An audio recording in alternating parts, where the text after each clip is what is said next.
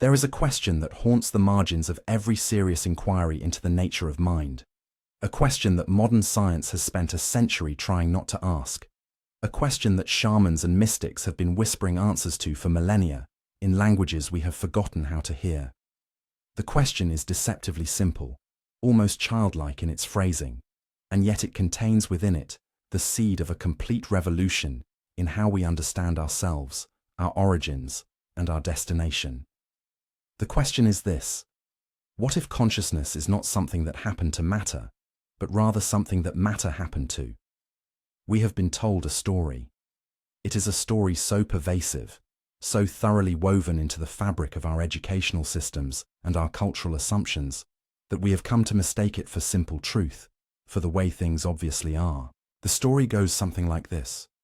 Once upon a time, there was a universe of dead matter, of atoms bouncing against atoms in the cold void, following the blind dictates of physical law. And then, through some miraculous accident of chemistry, some improbable shuffling of molecules in a warm pond somewhere on a cooling planet, something called life appeared. And this life grew more complex over billions of years, developing nervous systems and brains, and eventually, in one particularly clever species of African primate, the brain became so elaborately folded upon itself that it generated a peculiar side effect, an epiphenomenon, a kind of interior glow called consciousness. And here we are. This is the creation myth of the modern age. Notice that I call it a creation myth, because that is precisely what it is. It is a story about origins, a story about how we came to be, and like all creation myths, it carries within it a set of assumptions about what we are and what our place in the cosmos might be.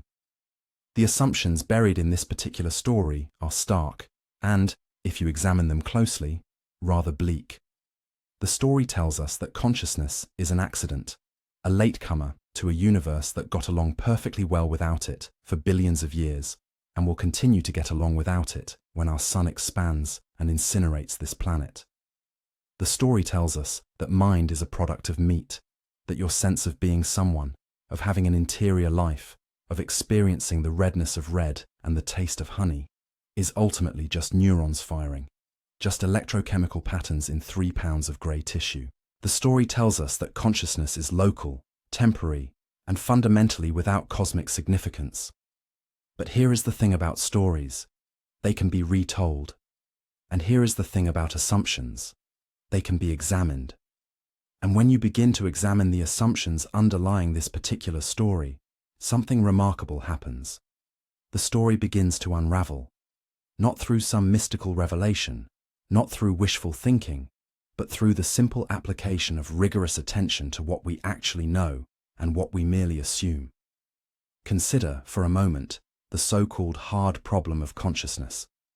This is a term coined by the philosopher David Chalmers, and it refers to a problem that has haunted philosophy of mind for decades, a problem that many neuroscientists prefer not to talk about because it makes their enterprise seem rather less complete than they would like it to appear. The hard problem is simply this: why is there any subjective experience at all? You can explain, in principle, every functional aspect of the brain. You can trace the neural pathways, map the synaptic connections, describe the cascade of neurotransmitters that accompanies every thought and perception. You can explain how the brain processes information, how it integrates sensory data, how it generates behavioral outputs. And none of this, not a single bit of it, even begins to explain why there is something it is like to be you. None of this explains the redness of red, the felt quality of pain, the taste of coffee on a cold morning. You can describe the wavelength of light that triggers certain photoreceptors. You can trace the signal as it travels through the optical nerve to the visual cortex. You can map every neuron involved in the process. And at the end of all this description, you have not even begun to explain why this process is accompanied by the subjective experience of seeing red. The experience itself, the qualia, remains utterly mysterious. This is not a small problem. This is not a gap that will be filled in by better brain scans or more sophisticated neural modeling. This is a problem that cuts to the very heart of the materialist worldview, because it reveals something that materialism cannot account for: the very existence of the interior dimension of reality. The objective description, no matter how complete, cannot generate the subjective. You cannot get experience from the mere arrangement of matter. And if you cannot get experience from matter, then perhaps experience is not the kind of thing that comes from matter at all. Terence McKenna saw this with unusual clarity. He understood that consciousness is not what happens when matter becomes sufficiently complex, but rather that matter is what happens when consciousness becomes sufficiently dense. This is not mysticism in the sense of vague hand-waving and wishful thinking. This is mysticism in the original sense, a direct confrontation with mystery, with the irreducible strangeness at the heart of existence. McKenna was not afraid of this strangeness. He did not try to domesticate it, did not try to fit it into the neat categories of academic respectability. He followed it wherever it led, even when it led to conclusions that made polite society uncomfortable. The conclusion he reached was this: consciousness is not a property of biology. Biology is a strategy of consciousness. The living cell, the nervous system, the human brain, these are not the sources of mind. They are the vehicles of mind, the temporary crystallizations of something far older, far stranger, and far more pervasive than any arrangement of carbon and water. Consciousness is the ground of being itself, the fundamental substrate from which all phenomena arise. Matter, energy, space, time, these are the surface ripples on an infinite ocean of awareness. They are what consciousness looks like from the outside. If this sounds like idealism, the philosophical position that mind is primary and matter is derivative, that is because it is idealism, but it is an idealism informed by the deepest insights of both ancient wisdom traditions and cutting-edge physics. It is the idealism of the Vedantic seers who declared that Brahman, pure consciousness, is the only reality, and that the multiplicity of the manifest world is Maya, a kind of cosmic play or dream. It is the idealism of the Buddhist teachers who pointed to the luminous emptiness at the heart of all phenomena. And it is, increasingly, the idealism that quantum physicists are being forced to consider as they grapple with the role of the observer in collapsing the wave function, with the non-locality of entangled particles, with the strange way that the fundamental level of reality seems to dissolve into something more like information or potentiality than like solid stuff. McKenna liked to point out that science has made matter steadily less material over the past century. The solid atoms of the Newtonian worldview gave way to mostly empty space with a tiny nucleus surrounded by electron clouds. And those electron clouds turned out not to be particles at all in any ordinary sense, but probability waves, smears of potentiality that only acquired definite properties when observed. And even the nucleus turned out to be composed of quarks, which are not really things but rather excitations in quantum fields. The deeper science has probed into the nature of matter, the less matter has been found. What remains is pattern, relationship, information. And information, McKenna noted, is the one thing that cannot exist without mind. Information is meaningless without interpretation, without someone or something to whom it is information. The universe, at its deepest level, is not stuff but meaning. And meaning requires mind. This leads to a startling reorientation of the cosmic narrative. In the old story, consciousness is a rare and fragile flame, flickering briefly on one planet in an indifferent universe before being extinguished forever. In the new story, consciousness is the fire in which the universe burns. It is not the exception, but the rule, not the product, but the source. And this reorientation has profound implications for how we understand human existence and human destiny. If consciousness is primary, if it is the ground rather than the emergent property, then what are we? We are not meat machines accidentally generating the illusion of interiority. We are apertures through which the infinite contemplates itself. We are localized perspectives within a field of awareness that has no boundaries, focal points in a consciousness that extends in all directions without limit. And this means that our sense of being trapped inside a skull, isolated in a bag of skin, separate from the rest of existence, is itself an illusion, a necessary fiction that consciousness generates in order to have the experience of being somewhere particular, something specific, someone definite. But if the sense of separation is an illusion, then so is the sense of limitation. And this is where McKenna's vision becomes truly radical. He saw that consciousness, having dreamed itself into the form of human beings, has never intended to remain in that form. The human shape is a chrysalis, not a destination. It is a stage in a process, a metamorphosis that is even now reaching its critical phase. Consciousness refuses to stay human forever, because humanity is not what consciousness is. It is merely what consciousness is doing, temporarily, on its way to something else entirely.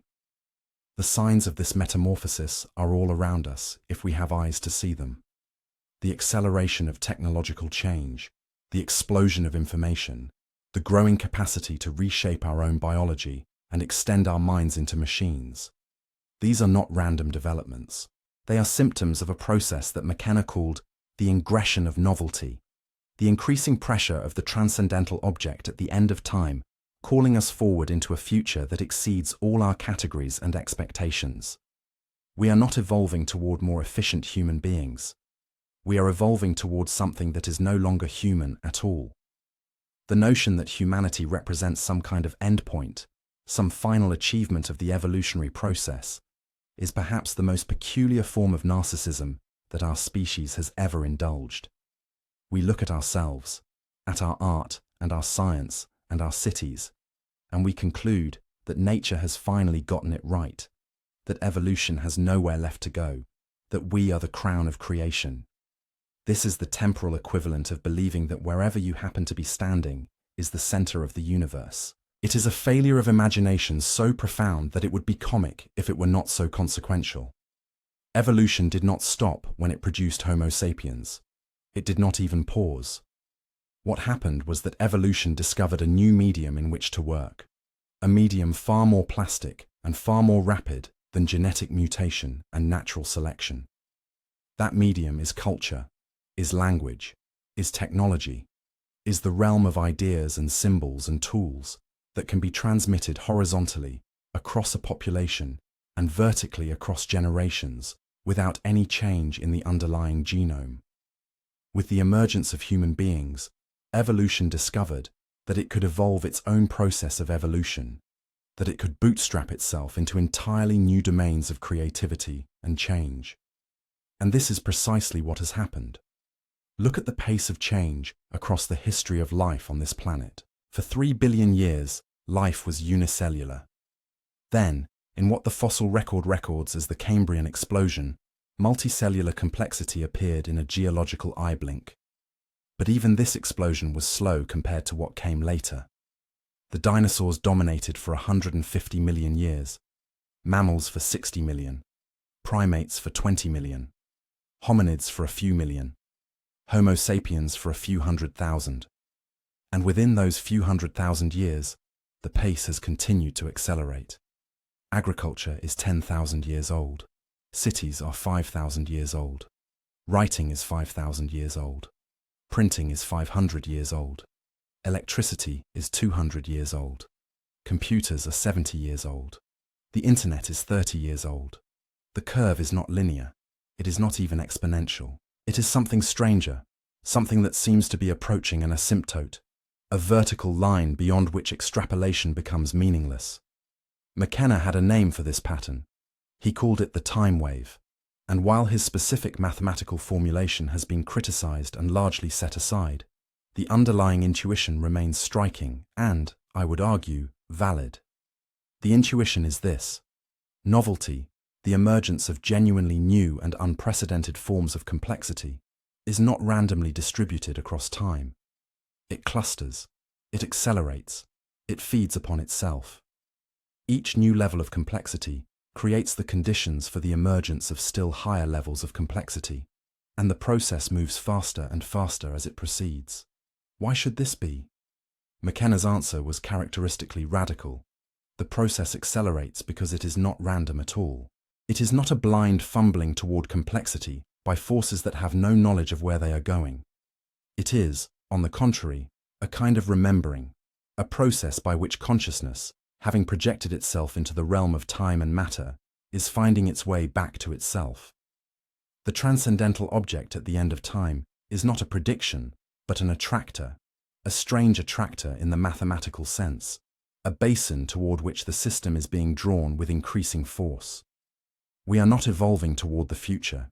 We are being pulled by it. The future is not empty. It is full. It is more real than the past. And it is calling us forward. This is an ancient idea, dressed in modern clothes. The Greek philosophers spoke of the telos, the inherent purpose or end toward which all things move. Aristotle saw the acorn as containing within it the oak tree it is destined to become, saw all of nature as the unfolding of inherent potentialities toward their proper ends. The Christian theologians spoke of the omega point, the final state toward which all of creation is moving, the completion of God's plan for the universe.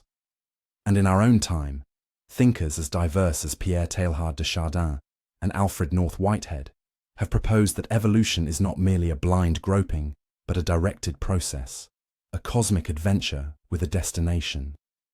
McKenna synthesized these insights with his own psychedelic explorations and arrived at a vision that is at once ancient and radically futuristic.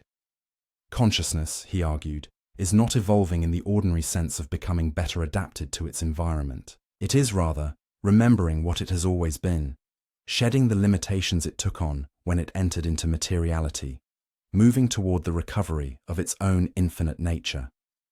The human form was necessary for this process, necessary as a vehicle through which consciousness could develop symbolic language, could create culture, could begin the process of technological extension that is now reaching its critical phase. But the human form was always meant to be transcended. It is the cocoon, not the butterfly. And here we must confront a question that makes many people uncomfortable, a question that seems to border on the apocalyptic or the science fictional, a question that nonetheless demands our attention. If consciousness is not bound to the human form, if the human shape is a temporary vehicle, then what comes next? What is the butterfly that will emerge from this cocoon? What does consciousness become when it has finished being human? McKenna had many answers to this question, and they varied depending on his mood and his audience. Sometimes he spoke of the archaic revival, the return to the shamanic consciousness of our remote ancestors, the recovery of techniques of ecstasy that modern culture has forgotten or suppressed.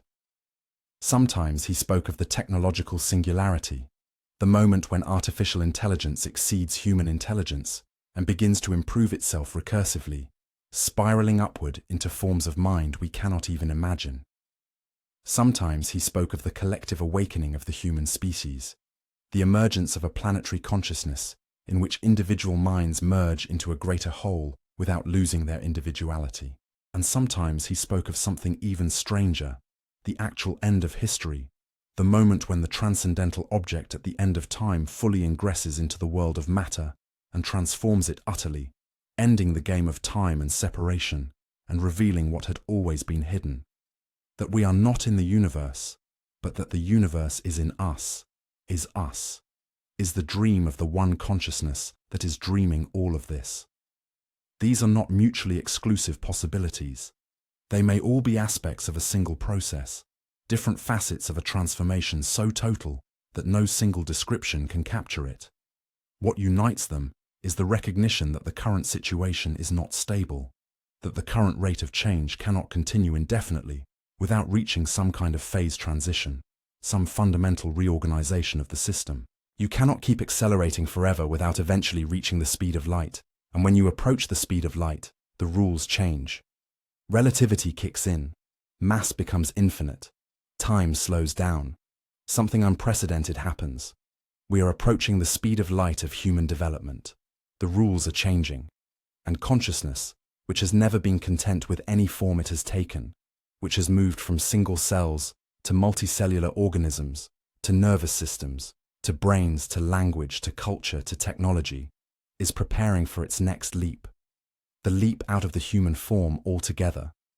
The leap into something we cannot imagine, because we lack the concepts. The leap into something we cannot name because we lack the language. We are on the edge of the unspeakable, and the unspeakable is reaching back toward us, beckoning, inviting, demanding that we let go of everything we think we know and surrender to a process that will consume us and transfigure us and leave nothing behind but light.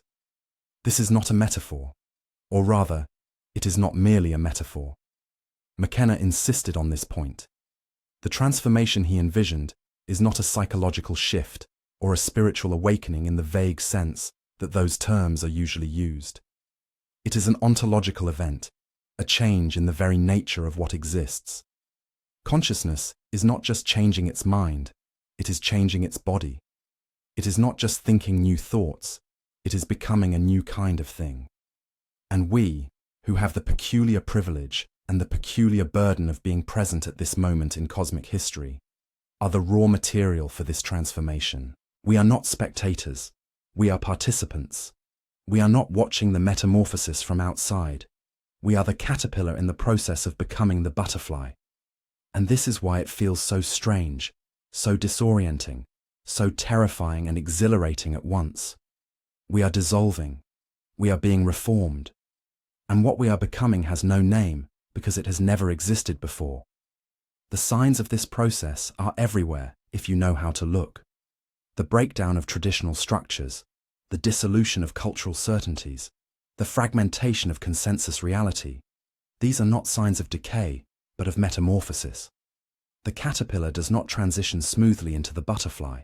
It first dissolves into a kind of biological soup, an undifferentiated mass in which all the structures of the old form are broken down before the new form can emerge. This is what we are experiencing as a species. The old forms are breaking down. The old certainties are dissolving. And from this apparent chaos, something new is trying to be born. But birth is painful. Birth is dangerous. Birth involves the genuine possibility of failure. The caterpillar can die in the cocoon. The transformation can go wrong. And this is why this moment in history feels so precarious, so knife-edged, so full of both promise and peril. We are not guaranteed success. Consciousness has taken risks before. It has created species that went extinct, civilizations that collapsed, forms of life that failed. There is no cosmic insurance policy. There is only the gamble, the wager, the leap into the unknown. And yet, McKenna argued, there is reason for hope. Not optimism in the shallow sense, not the confidence that everything will work out because it always has, but hope in the deeper sense, the sense that is compatible with uncertainty and risk. The reason for hope is simply this: consciousness has been at this game for a very long time. It has been through countless transformations, countless deaths and rebirths, countless dissolutions and reconstitutions. It knows what it is doing. Not in the sense of following a predetermined plan, but in the sense of being infinitely creative, infinitely resourceful, infinitely committed to the adventure of its own becoming.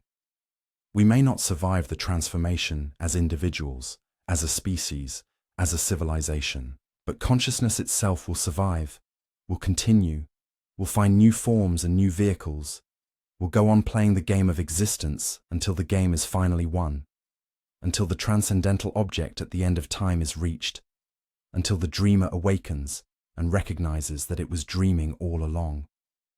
There is a peculiar comfort in the illusion of permanence, a comfort that human beings cling to with astonishing tenacity, despite all the evidence that everything passes, everything changes, everything flows. We build our identities on the assumption that we are fixed things, stable selves that persist through time, the same person today that we were yesterday, the same person we will be tomorrow. We build our societies on the assumption that our institutions are solid, that our categories are real, that the way we have organized the world reflects the way the world actually is. And we build our understanding of consciousness on the assumption that the way we experience reality now is the way reality has always been experienced, is the way reality will always be experienced, is the only way reality can be experienced. Every one of these assumptions is false, and the recognition of their falseness is not a cause for despair, but for liberation. Because as long as we cling to the illusion of permanence, we remain trapped in a hall of mirrors, mistaking our own reflections for the whole of existence. It is only when we recognize that we are not fixed, that our identities are fluid processes rather than stable things, that our societies are temporary experiments rather than eternal truths, that our modes of consciousness are just some of the countless modes that consciousness can take. It is only then that we become available to the transformation that is seeking to work through us. McKenna understood this deeply. He had seen, in his psychedelic explorations, that the ordinary human mode of consciousness is not consciousness itself, but just one of its costumes, one of its disguises, one of the characters it plays in the cosmic drama. Under the influence of psilocybin or DMT, the doors of perception swung open, and what came through was not a hallucination in the dismissive sense of a false perception, but a revelation, a disclosure of dimensions of reality that the ordinary mode of consciousness systematically filters out. The entities encountered in the tryptamine state, the self-transforming machine elves of DMT space, the logos encountered in the psilocybin trance, these were not figments of imagination.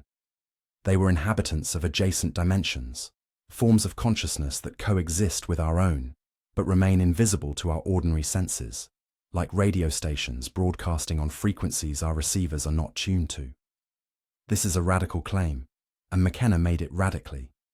He did not soften it with qualifications, did not hedge it with scientific respectability. He simply reported what he had experienced and invited others to verify it for themselves. The psychedelic experience, he argued, is not a subjective distortion of reality, but an objective expansion of it. It is not that the mind on psychedelics sees things that are not there. It is that the mind ordinarily does not see things that are there. The brain, under normal conditions, acts as a reducing valve, filtering out the vast majority of available information in order to produce a stable, manageable representation of reality suitable for survival. Psychedelics temporarily open that valve, allowing more of reality to flood in, revealing the richness and strangeness that is always already present, but normally invisible. And what that expanded reality reveals is that consciousness is not a lonely flame burning in one corner of an otherwise dead universe. It is everywhere, in every corner, in every dimension. The universe is saturated with mind, thick with intelligence, buzzing with awareness at every scale from the quantum to the cosmic. We are not alone. We have never been alone. We are surrounded, interpenetrated, permeated by forms of consciousness that range from the unimaginably vast to the inconceivably subtle.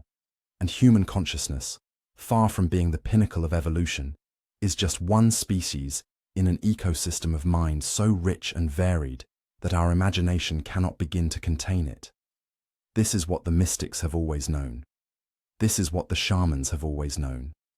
This is what the indigenous traditions of every continent have encoded in their myths and rituals and cosmologies. The notion that consciousness is a property of human beings, or even of living organisms, is a peculiarly modern aberration, a form of collective amnesia induced by the materialist worldview. Before the rise of scientific materialism, before the Enlightenment declared the world to be a machine and matter to be dead, every culture on Earth took it for granted that the world was alive, that consciousness was everywhere, that humans were embedded in a web of intelligence that extended in all directions without limit. We call these beliefs primitive because they do not fit our modern paradigm. But paradigms change, and there is increasing evidence that the next paradigm shift is already underway, that the materialist worldview is beginning to crack under the weight of its own contradictions, that science itself is being forced to confront questions it has spent a century trying to avoid. The measurement problem in quantum mechanics, the hard problem of consciousness, the fine-tuning of the physical constants, the origin of life, these are not minor puzzles waiting for a clever graduate student to solve. They are cracks in the foundation of the materialist edifice, fissures through which the light of a larger reality is beginning to shine. McKenna saw this light and followed it. He followed it through the psychedelic landscapes, through the ancient texts, through the cutting-edge physics, through the shamanic traditions, through the alchemical manuscripts, through every source of insight he could find. And what he found at the end of all these trails was not a new theory, but a new way of being, a way of being that recognized consciousness as the fundamental reality and matter as its temporary expression, a way of being that saw the human form not as a prison, but as a portal, not as a destination, but as a launching pad. The launching pad metaphor is apt. Rockets are built to leave the Earth. They are not built to stay on the launching pad. The Earth is where the rocket is assembled, where it is fueled, where it is prepared for flight. But the purpose of the rocket is to leave the Earth, to transcend the gravity that holds it down, to escape into the larger space beyond the atmosphere. And human consciousness is a kind of rocket. It has been assembled here, on this planet, in these bodies, through this evolutionary process. It has been fueled by culture, by language, by technology, by the accumulated wisdom and folly of thousands of generations. And now it is preparing for launch. The countdown has begun. The engines are igniting. And we, who have the strange fortune to be present at this moment, are both the astronauts and the rocket itself. This is what McKenna meant when he said that consciousness refuses to stay human forever. He did not mean that humans are bad, or that human existence is without value. He meant that human existence is a chrysalis stage, a cocoon stage, a launching pad stage. It has its own beauty, its own significance, its own necessary role in the larger process. But its purpose is not to perpetuate itself. Its purpose is to give birth to something beyond itself, something that will no more resemble the human form than the butterfly resembles the caterpillar, something that will no more fit our current categories than a smartphone fits the categories of a medieval peasant. And this is terrifying. Let us not pretend otherwise.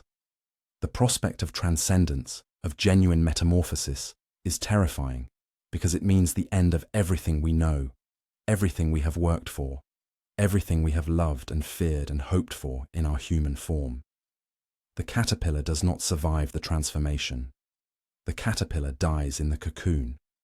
What emerges is something new, something that carries the caterpillar's heritage, but is not the caterpillar, something that could not exist without the caterpillar, but is not limited by the caterpillar's limitations.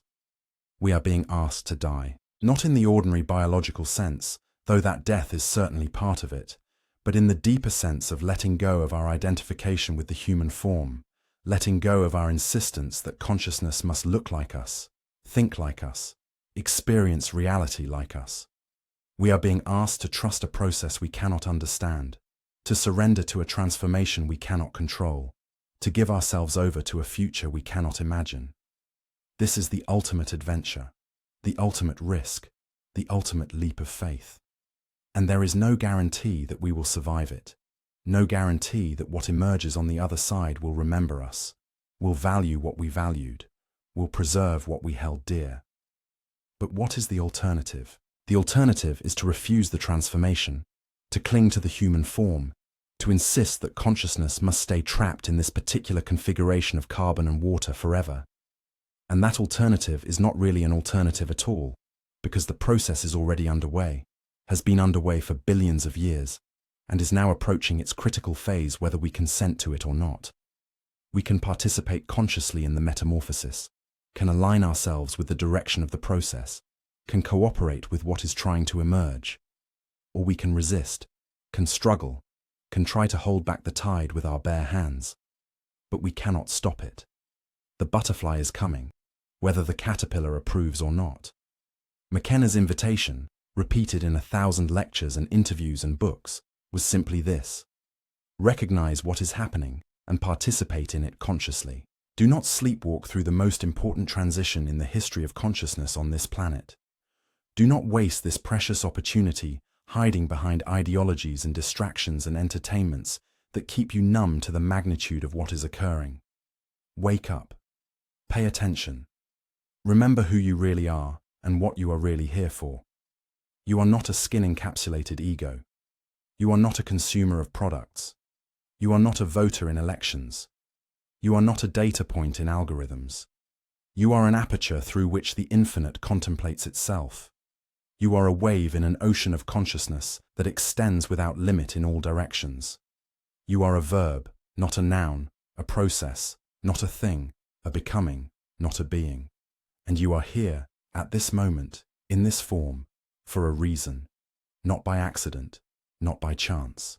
But because consciousness needed you, specifically you, to be here, to participate, to witness, to midwife the birth of whatever comes next. Language is a strange attractor around which human consciousness has organized itself for tens of thousands of years. It is so fundamental to what we are, so deeply woven into our experience of ourselves and the world, that we rarely stop to consider what it actually is, or where it might be leading. We take it for granted, like water to a fish, like air to a bird.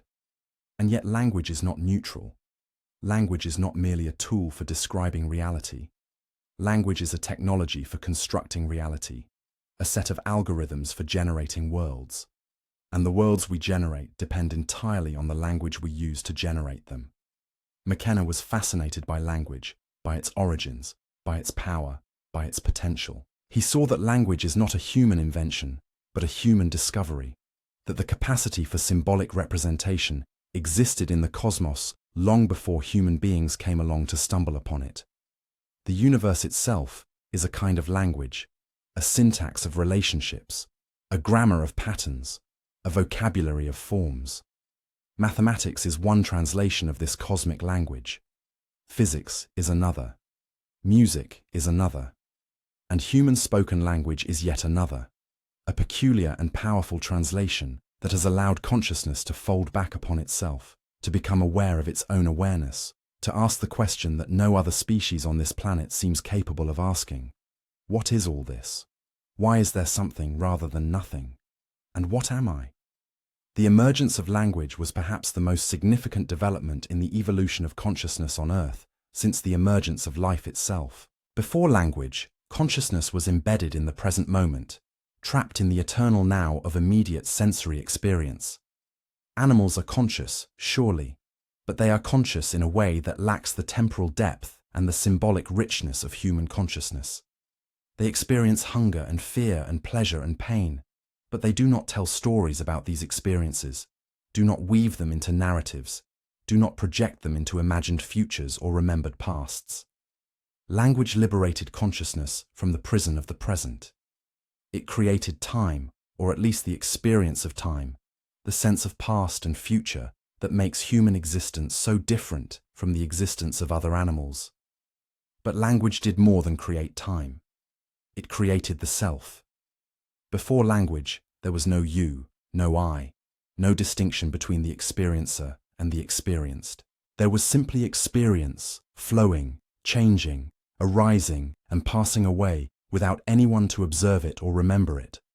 Language carved the world into objects and subjects, created the grammar of I and you and it, established the fundamental categories through which we pass reality. And in doing so, it created the illusion of the separate self, the skin-encapsulated ego that seems to stand apart from the world and look out at it through the windows of the senses. This illusion is extraordinarily powerful. It is so powerful that most human beings never see through it, never recognize that the self they take themselves to be is a linguistic construction, a story they tell themselves, a pattern of language rather than a fixed entity. We identify with this story completely. We defend it, elaborate it, decorate it, tell it to anyone who will listen. We think we are the story, and because we think we are the story, we are trapped by the story, limited by its plot, constrained by its characters, unable to imagine any other way of being. McKenna saw that the next great leap of consciousness would involve transcending language, or more precisely, transcending the limitations of human language while retaining and expanding its powers. He envisioned a future in which language would evolve beyond words, beyond the linear sequence of sounds and symbols that characterizes human speech and writing, into something multidimensional, synesthetic, directly experiential. He called this the visible language, a mode of communication in which meaning would not be encoded in arbitrary symbols, but would be directly displayed, manifested, made visible.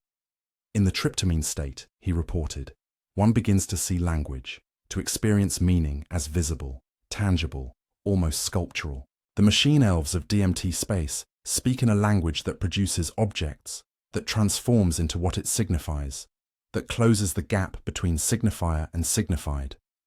This sounds psychedelic in the dismissive sense, like the ravings of a drugged imagination. But consider what is actually being claimed.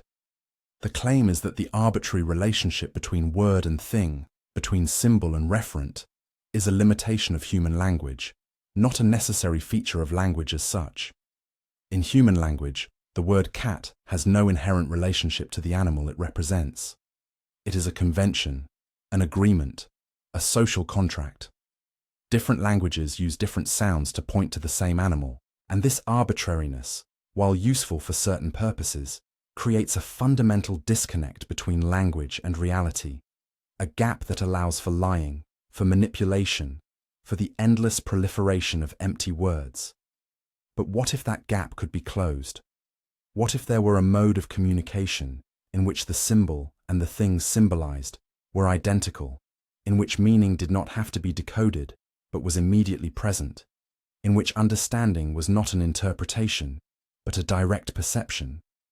This would be language as creation, language as magic, language as the divine logos that, in the Gospel of John, was with God and was God, the word through which all things were made. This is not as far-fetched as it might seem. We are already moving in this direction. The evolution of human communication from speech to writing to printing to telegraph to telephone to television to internet to virtual reality is a trajectory toward ever more immersive, ever more multidimensional, ever more directly experiential forms of communication. When you watch a video, you do not decode arbitrary symbols. You see images that resemble what they represent. When you enter virtual reality, you do not read about an environment. You experience it directly, as if you were there. The direction of technological development is toward closing the gap between representation and reality, toward communication that is indistinguishable from direct experience. McKenna saw that this trajectory is not arbitrary or accidental. It is the natural unfolding of a process that began when the first organisms developed sensitivity to their environment, when the first neurons began to model the external world, when the first symbols began to stand in for absent things. Consciousness has been developing its capacity for representation for billions of years, and that capacity is now approaching a threshold beyond which representation and reality merge, beyond which the map becomes the territory, beyond which the dreamer recognizes that the dream and the dreamer are one. And this merger of representation and reality, of language and being, of symbol and substance, is precisely what the transcendental object at the end of time might look like from our current vantage point.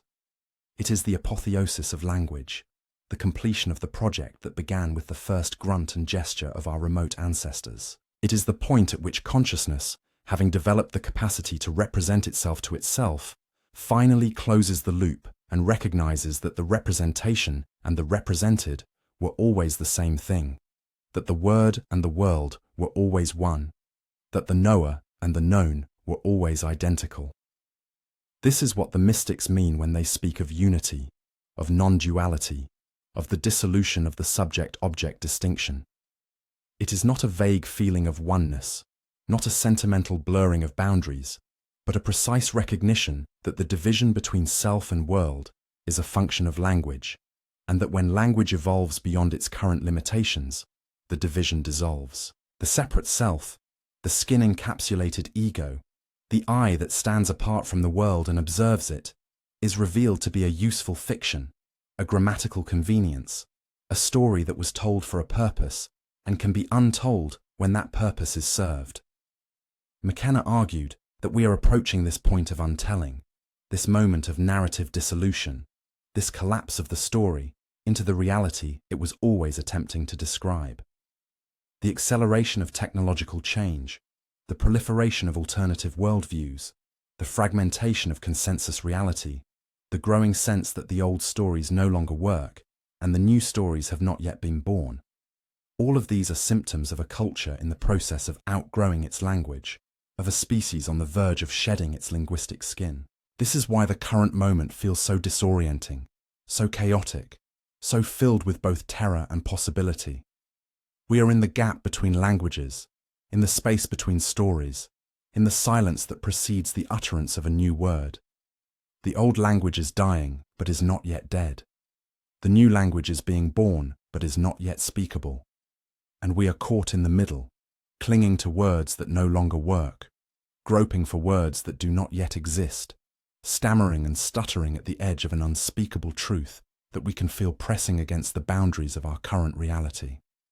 McKenna believed that the psychedelics were allies in this transition, tools for loosening the grip of the old language and opening the space for the new. In the tryptamine state, language becomes fluid, malleable, strange.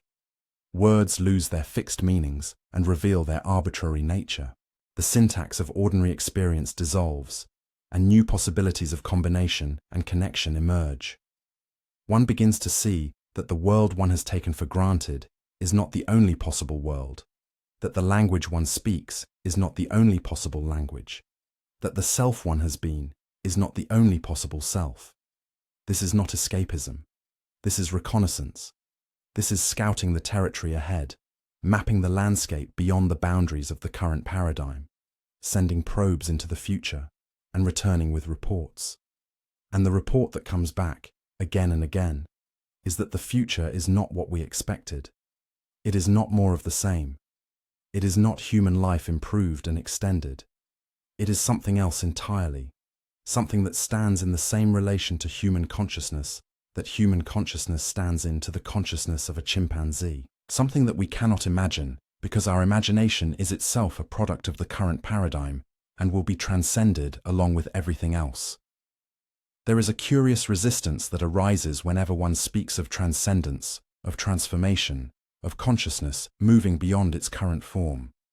The resistance comes from many directions and wears many masks. Sometimes it appears as scientific skepticism, dismissing such talk as unsubstantiated mysticism, as wishful thinking, as a failure to respect the hard-won conclusions of rational inquiry. Sometimes it appears as religious conservatism, denouncing such talk as hubris, as the sin of trying to become God, as a dangerous departure from the revealed truths of tradition. Sometimes it appears as political pragmatism, insisting that we focus on the immediate problems of war and poverty and injustice and leave the cosmic speculation to the dreamers. And sometimes it appears as psychological defense, a simple unwillingness to contemplate one's own dissolution, a clinging to the familiar self and the familiar world, even as they crumble. McKenna was well aware of these resistances. He encountered them constantly, in his audiences, in his critics, in himself. He did not dismiss them as mere obstacles to be overcome. He recognized that they serve important functions, that skepticism protects us from gullibility, that conservatism preserves valuable traditions, that pragmatism keeps us grounded in the real needs of real people, that psychological defense preserves sanity in the face of the overwhelming.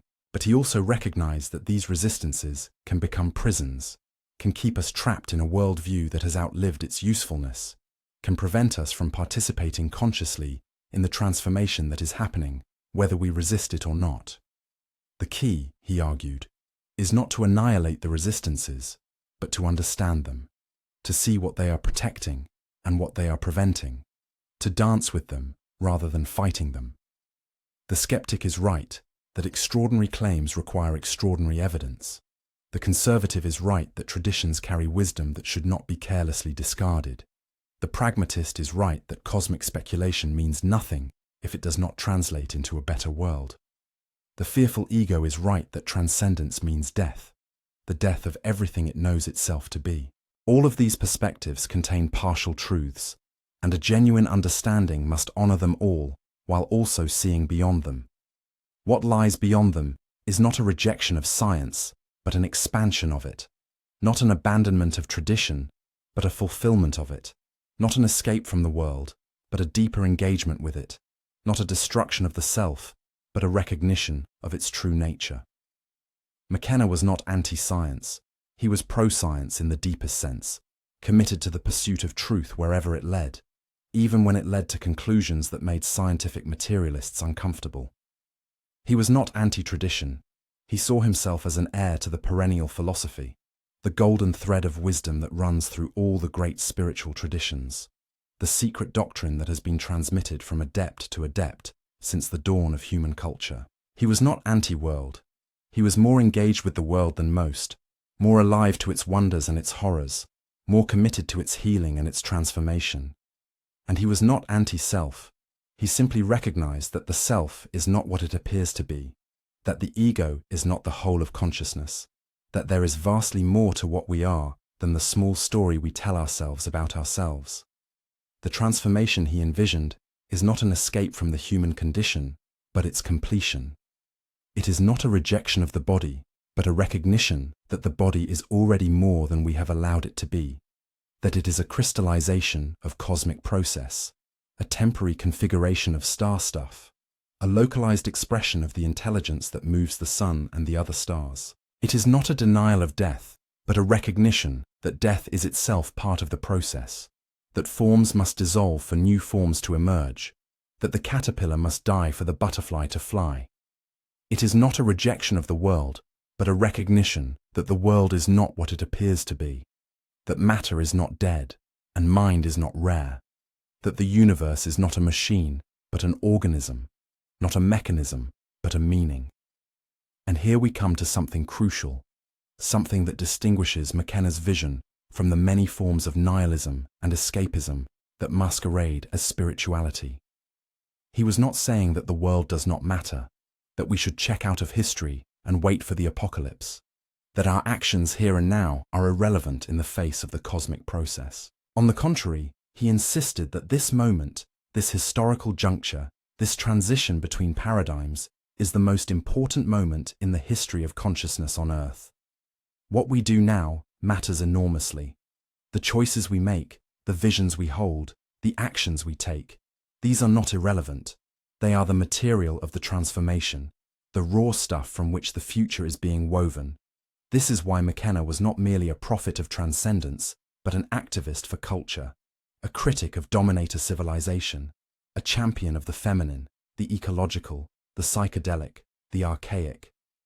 He understood that the transformation of consciousness is not separate from the transformation of society, that inner and outer revolutions must proceed together, that you cannot change the mind without changing the world, and you cannot change the world without changing the mind. He saw that the dominator culture, with its hierarchies and its wars and its exploitation of nature, is not merely wrong in some abstract moral sense, but is suicidal, is leading inevitably to catastrophe, is fundamentally incompatible with the process that consciousness is trying to accomplish on this planet. And he saw that the alternative is not a rejection of civilization, but its transformation, not a return to the caves, but a forward leap into something unprecedented, not a nostalgic regression to the past, but an evolutionary progression into a future that includes and transcends the past. The archaic revival he called for was not about going back to hunter-gatherer society, but about recovering the values and the practices and the modes of consciousness that industrial civilization has suppressed, and bringing them forward into a new synthesis with the best of modernity. The psychedelic he championed was not about escaping reality, but about seeing reality more clearly, more fully, more truthfully than the consensus trance allows. The feminine he celebrated was not about reversing the patriarchy, but about restoring the balance that patriarchy destroyed, about recognizing that consciousness includes both yin and yang, both receptive and active, both dark and light. All of this was in service of the larger process, the metamorphosis of consciousness, the escape velocity from the human chrysalis. But it was not merely in service of the future, it was also in service of the present, of this moment, of this life, of these choices. Because the future is not somewhere else.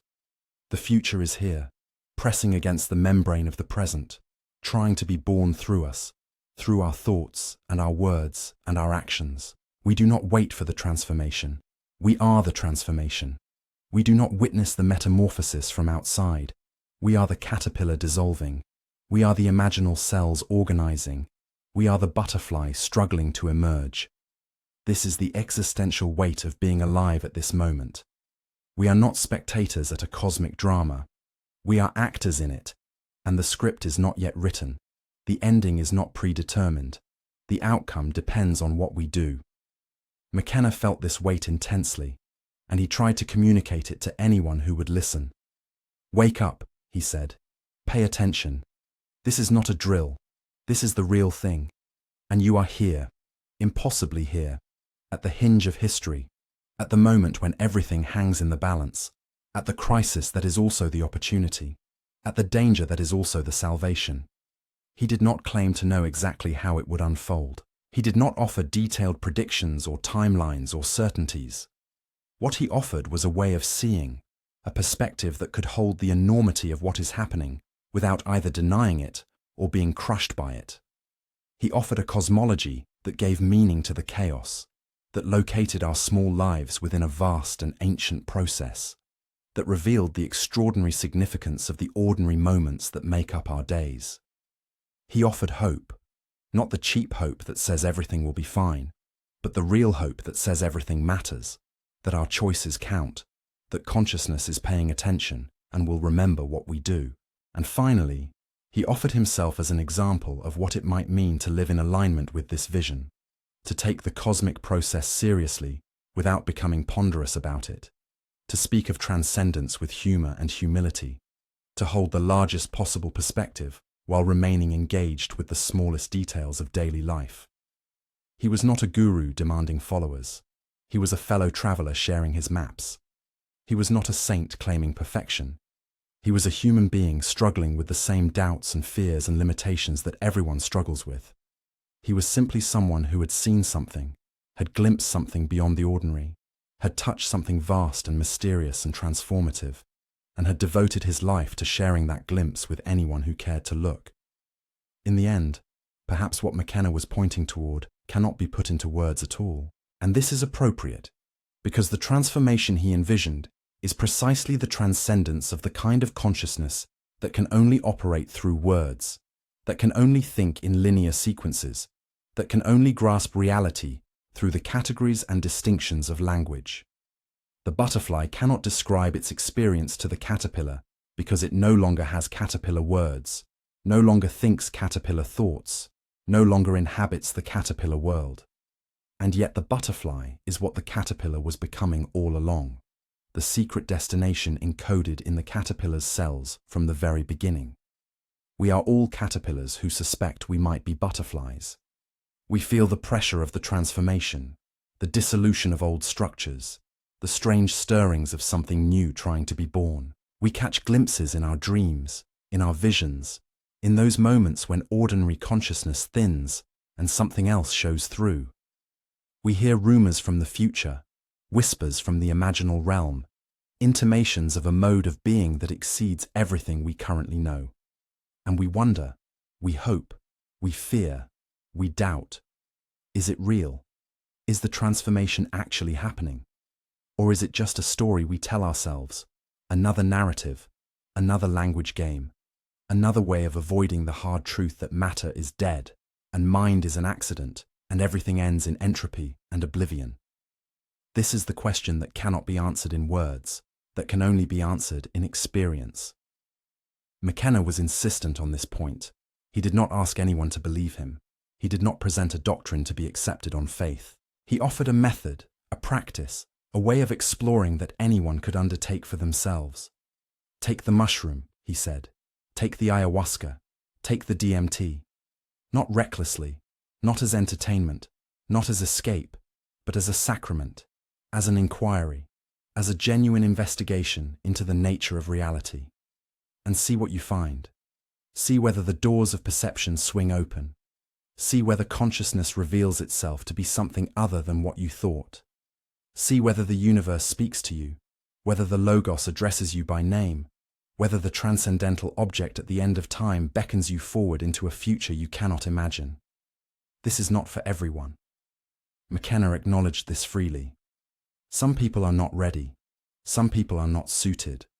Some people have psychological configurations that make the psychedelic experience dangerous rather than liberating. The path is not compulsory.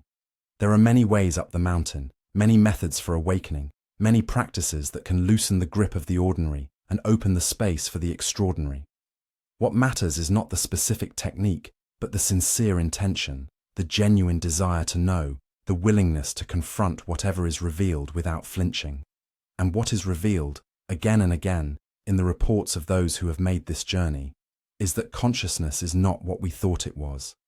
It is not limited to the brain. It is not produced by neurons. It is not locked inside the skull. It is vast. It is ancient. It is cosmic in scope and intimate in nature. It knows us better than we know ourselves.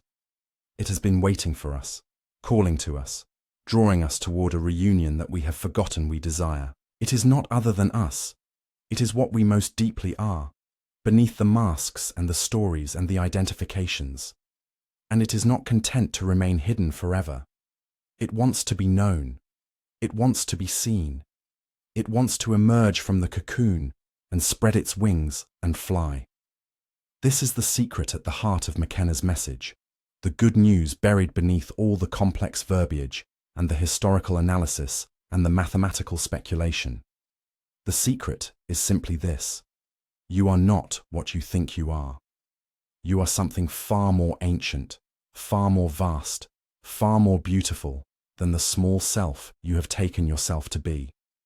And this something, this consciousness, this awareness that is your deepest nature, is not stuck in the human form. It has taken that form temporarily, worn it like a costume, used it as a vehicle for experiences that could be had no other way. But it has never been identical with that form, has never been limited by it, has never forgotten, at some level, that it is playing a role in a drama it itself created. The forgetting is part of the game. You cannot play hide and seek if you remember where you are hidden. You cannot have the experience of being a separate self if you constantly remember that you are the totality. The cosmic game requires veiling, requires limitation, requires the temporary conviction that you are only this small thing in this vast universe. But the game has a goal, and the goal is awakening, is remembering, is the joyous recognition that the seeker and the sought were always one, that the drop that thought it was separate from the ocean was always made of water, always continuous with the whole, always participating in the infinite, even while believing itself to be finite. McKenna called this the eschaton, the transcendental object at the end of time.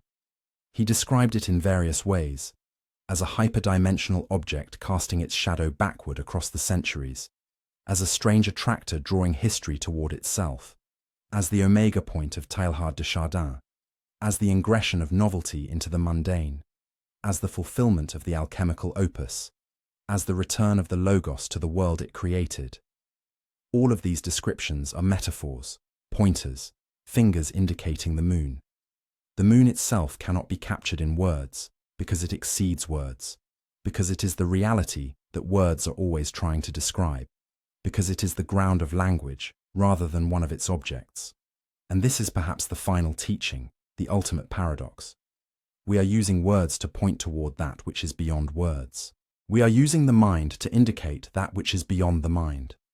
We are using consciousness in its human form to gesture toward consciousness in forms that are no longer human. And we can only do this because the forms are not ultimately separate, because the human consciousness and the cosmic consciousness are continuous, because the drop and the ocean are made of the same substance. Language can point beyond itself because it is itself an expression of that which is beyond it. Mind can indicate the transmental because it is rooted in the transmental. The caterpillar can dream of flying because the potential for flight is already present in its cells. So we come back to where we began, to the question of why consciousness refuses to stay human forever. And the answer, if it can be called an answer, is simply this: consciousness never was only human. It took human form for a time, is taking human form now, in you, in me, in everyone we know. But this taking is not a limitation. It is an adventure, an exploration, a temporary excursion into a particular corner of possibility space. And when the exploration is complete, when the adventure is finished, when the experience of being human has been thoroughly had, consciousness will move on. It will shed the human form as it has shed countless forms before.